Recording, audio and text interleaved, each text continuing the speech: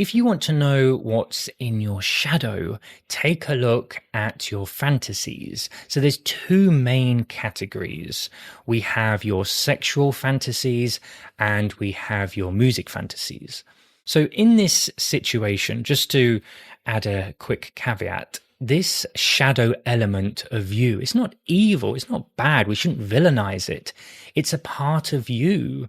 But often this darker side or deeper side, we shouldn't say darker, should we, but the deeper side, it's a part of ourselves that we push it down, you know? So it shows up in ways that is not common to us. And that is often through the sexual fantasies, the desires, and the music fantasies. Or escapism, should I say, not just music, but we're using music as a more specific anchor. So when you look at music, let's say, let's make this more specific, right?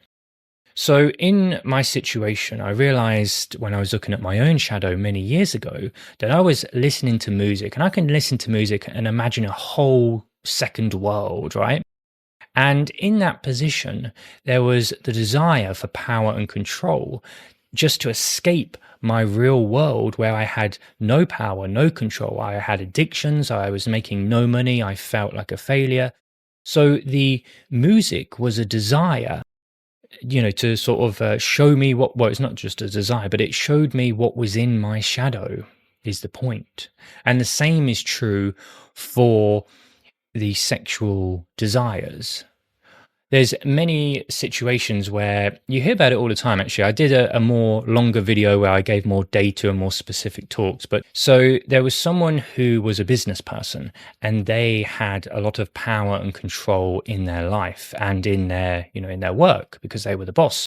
And so in their private life, they wanted to release that control. They fantasized giving up control. And so this was their repressed or the hidden side of themselves. I'm sure this one will get through the AI algorithm filter. But anyway, that was just an example. But it goes to show there's many, many different categories. And if you want to know what exists inside your shadow, take a look at your fantasies, take a look at what you secretly desire, and also take a look at things that you feel emotionally charged with, these things where you feel rage for no reason. Often it shows a wound or it shows something that happens.